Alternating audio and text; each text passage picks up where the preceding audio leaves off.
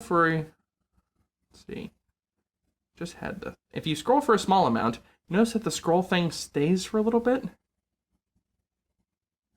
What ends up happening when it sticks like that, and it usually happens when I'm moving around the way I use my laptop, is that if you move the mouse cursor afterward, it continues scrolling.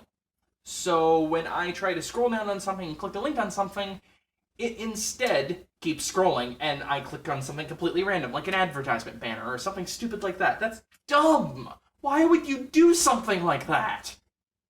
That's gotta be an intentional thing, because it's not like that would make sense for a random bug or anything like that. That actually has to be something they thought about and went, this sounds like a great idea, just like that whole inverted scrolling thing that I don't understand. Why? Ugh. There's also the fact that there's integrated components with this, like the fact that I can't remove 4 gigabytes of memory from this laptop.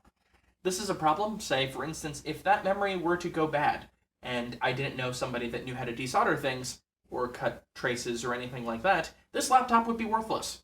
You cannot replace that.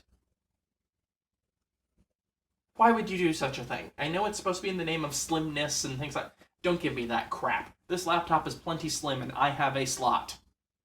They could have designed this to be maybe even just marginally thicker and still have been able to let me replace both sticks of RAM. They did this in order to lock people in so they couldn't upgrade things as easily, and that bothers me.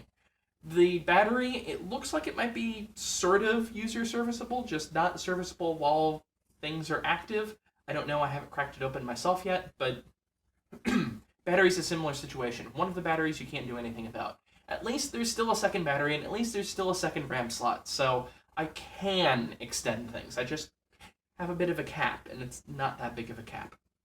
No, the major problem, major issue with this laptop, and I can't fully fault Lenovo for this, because this isn't their fault, this is Intel's fault, is the wireless card is a piece of crap.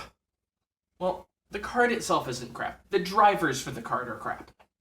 So, a wireless network device, what it should be able to do is let this device communicate with my wireless network. Just like, for instance, this device communicates with my wireless network. This device has an older Intel wireless card, an 802.11 ABGN card.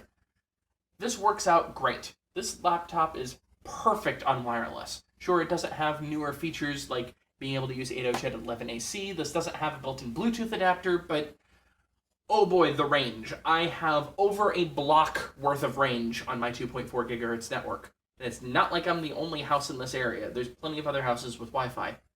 I still have wireless access turning down the road and going someplace else. That is awesome. My router isn't even in an optimal place in this house. It's actually in my basement. Not only does this one have a substantially lower range, namely I barely have wireless signal outside of the house, but it cuts out.